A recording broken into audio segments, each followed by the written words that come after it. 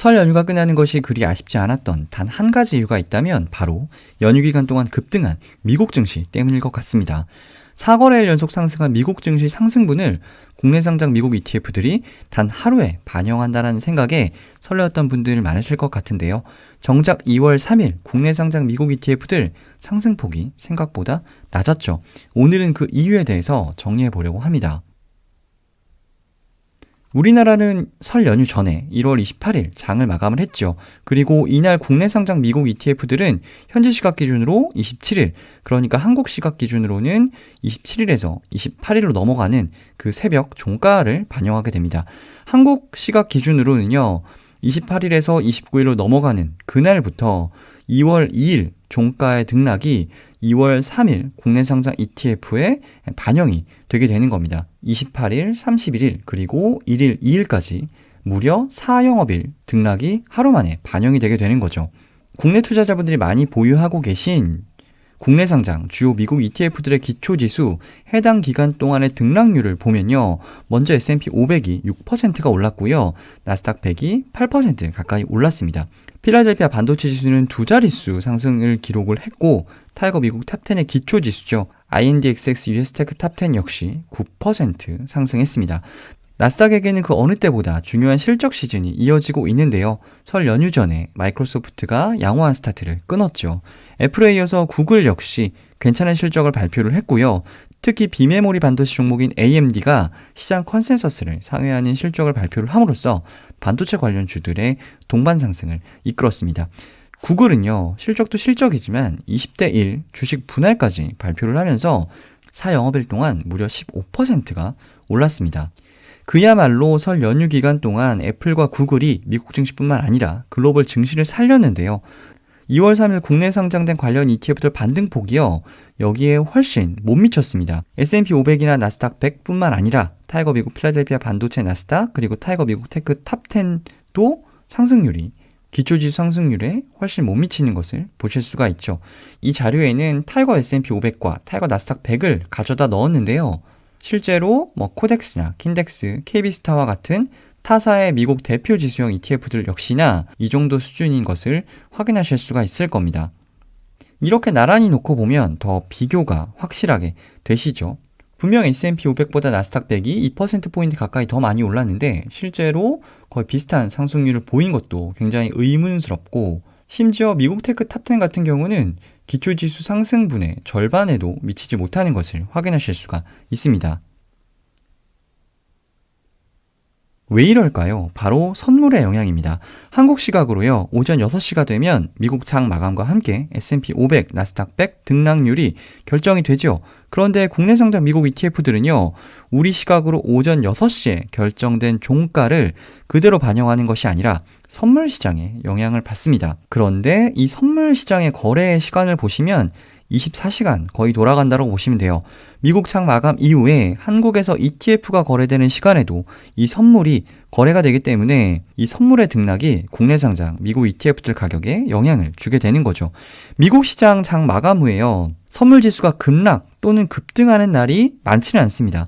그런데 실적 시즌에는 장 마감 후에 실적을 발표하는 기업들이 있고, 그런 주요 기업들이 어떤 숫자를 발표함에 따라서 애프터마켓에서 좋은 쪽이든 나쁜 쪽이든 굉장히 격하게 반응하는 모습을 최근에 확인하실 수가 있죠. 2022년 2월 2일 나스닥은요 0.5% 상승 마감을 했는데 장 마감 후에 메타 플랫폼스가 실적을 발표를 했습니다. 그런데 완전히 찬물을 끼얹었죠. 시장 컨센서스를 하회하는 EPS도 EPS지만 그것보다는 다음 분기 혹은 올해 한 해를 보더라도 무언가 더 이상 크게 성장을 기대하기는 어렵다라는 실망감이 훨씬 더 크게 작용을 한 것 같습니다. 애프터마켓에서 무려 22%나 하락을 하죠. 약간의 TMI일 수도 있는데 아무리 어닝 시즌이라고 할지라도 실적에 따라서 이렇게까지 희비가 엇갈리진 않습니다. 중소형주도 아니고 시총이 엄청나게 큰 이런 메타 플랫폼스 같은 기업이 22%가 빠진다는 게 사실은 말이 안 되거든요. 그런데 이처럼 실적에 따라서 완전히 희비가 엇갈리는 이유는 금리 인상은 분명 기술주의 부정적인 요소인 만큼 시장 참여자들의 고민이 깊어졌음을 의미하죠. 금리가 올라가는데 양적 긴축은 할 건데 계속 가져가야 할 기술주와 그러지 말아야 할 기술주를 한 번 더 가려내는 겁니다. 작년 2월 금리 인상 국면에서요. 성장은 없으나 기대감으로 과하게 올랐던 기술주들이 전부 다 나가 떨어졌잖아요. 올해는 대형주 중에서도 그 성장을 확실히 숫자로 증명할 수 없으면 주가가 그리 좋지 못할 것 같습니다. 바로 이처럼 메타가 그러한 평가를 지금 시장에서 받고 있고 이건 2월 2일인데 2월 1일 바로 전날이죠. 페이팔도 나락으로 떨어졌죠. 아무튼 2월 2일 정규장 마감 이후 메타가 이렇게 하락을 하면서 선물 시장에 바로 영향을 미칩니다. 한국 시각으로 2022년 2월 3일 오후 3시 30분쯤에 네이버에서 캡처를 뜬 건데요. S&P 500의 선물이 1% 가까이 하락하고 있고요. 기술주 중심인 나스닥 100 선물은 무려 2%가 넘게 하락을 하고 있습니다. 이러한 선물의 하락이 2월 3일 국내 상장 미국 ETF에 영향을 미친 거죠. 국내 상장 나스닥 100, S&P 500 ETF들이 전일 미국 시장을 유난히 반영을 하지 못하는 것 같다라는 생각이 드시면요. 네이버에서 나스닥 100 선물이나 S&P 500 선물 검색해 보시면 아마 이처럼 급락을 하고 있거나 혹은 반대로 급등하고 있을 가능성이 매우 높습니다. 다소 어렵게 느껴지실 수도 있는데 ETF 가격은요, 기준 가격이 있고요, 시장 가격이 있습니다. 두 가지 가격이 존재하는 거죠. 그런데 이 기준 가격은 선물의 영향을 받지 않아요. 나스닥 100 ETF를 예로 들자면 ETF의 기준 가격은요, 전일 나스닥 100 등락률과 $1 환율의 등락만 온전히 반영을 하게 되는 거죠. 그런데 투자자분들은 이 기준 가격으로 매수를 하는 게 아니죠. 시장에서 실시간으로 변하는 이 시장 가격으로 ETF를 매수를 하시게 되는데 ETF의 시장 가격은요, LP들이 제출한 가격으로 결정이 됩니다. LP들이 이 호가를 제출할 때요, 나스닥 100 등락률 그리고 환율 변동뿐만 아니라 이 나스닥 100 선물의 등락률을 고려해서 호가를 제시하기 때문에 이 기준 가격과 시장 가격에 괴리가 발생할 수밖에 없죠. 한 단계 더 들어가서 부연 설명을 드리면 방금 말씀드린 대로 이 기준 가격과 시장 가격의 차이를 괴리율이라고 이야기를 하고요. 기준 가격과 이 기초지수의 차이를 추적오차라고 하는데 국내 상장 미국 ETF들이 미국 시장과 동떨어지게 움직이고 있는 이유는 바로 이 괴리율이 벌어지는 상황으로 이해하시면 됩니다.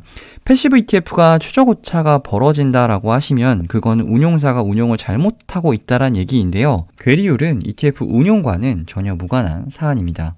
기준 가격은 선물에 영향 없이 기초지수 등락을 온전히 반영한다라고 제가 말씀을 드렸는데 한번 보시면요.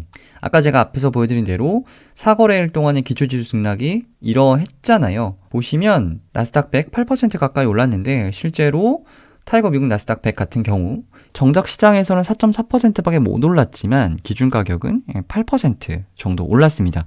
기초지수의 등락을 온전히 반영을 하고 있는 것을 보실 수가 있고 미국 테크 탑10 역시 시장 가격은 3.4%밖에 못 올랐지만 기준 가격은 9% 이상 올라간 것을 보실 수가 있습니다. 연휴 기간 동안 두 자릿수 상승률을 기록했던 필라델피아 반도체 ETF의 기준 가격 역시 10.9% 올라간 것을 확인하실 수가 있죠. 국내 상장 미국 ETF에 선물이 영향을 미치는 것이 억울하다라고 생각을 하실 수도 있는데요. 많은 분들이 빠질 때만 기억을 하고 분노해서 그렇지 실제 전일 미국 정규장은 하락을 했는데 애프터마켓에서 호재가 터져가지고 선물이 급등을 하고 그로 인해 국내 상장 미국 ETF들의 가격이 오르는 경우도 있습니다. 1월 28일이 그러했었죠. 전일 미국 시장은 하락 마감을 했는데 선물 지수가 급등을 하면서 오히려 국내 상장 나스닥 100 ETF는 2% 가까이 올랐습니다. 선물 시장의 영향을 전혀 받지 않은 기준 가격 같은 경우는 전일 대비해서 오히려 하락한 것을 확인하실 수가 있죠. 2022년 2월 4일 바로 어제 금요일도 그러했습니다. 우리 시각으로 2월 4일 새벽에 마감한 미국 증시 또 한 번 급락을 했죠. 실제로 2월 3일 QQQ가요 4%가 넘게 빠졌는데 2월 4일 국내 상장 나스닥 100 ETF는 선물이 장중에 급등을 하면서 소폭 조정에 그칩니다. 해외 ETF가요 괴리율이 2%가 벌어지면 공시를 하게끔 되어 있습니다. 저는 이 자료를 여기서 가지고 왔는데 아마 비슷한 내용을 HTS나 MTS에서 보셨을 수도 있을 것 같아요. 타이거 미국 필라델피아 반도체 나스닥이요 1월 28일 NAV는 1,491원인데 장중 선물 가격으로 인해서 1,710원으로 맞췄고요. 그리하여 괴리율이 2.08%나 발생했다라는 내용입니다. 킨덱스 미국 나스닥 100도 괴리율이 발생했다라고 공시를 했네요. 2022년 2월 3일 기준가가 원래는 1,421원인데 지금 시장 가격이 13,700원이라는 얘기고요. 그로 인해 괴리율이 이만큼 벌어져 있다라는 얘기입니다. 2월 3일 설 연휴 상승분을 온전히 반영된 가격으로 국내 상장 ETF를 매도하고 싶었던 분들은 다소 억울할 수는 있어요. 하지만 이처럼 선물의 영향으로 하루하루 추적 오차는 벌어질 수는 있지만 길게 보면 결국 시장 가격도 기준 가격에 수렴하기 때문에 중장기 투자자분들에게 그리 중요한 이슈는 아니라고 말씀드리고 싶습니다. ETF 읽어주는 남자, 오늘은 여기까지입니다.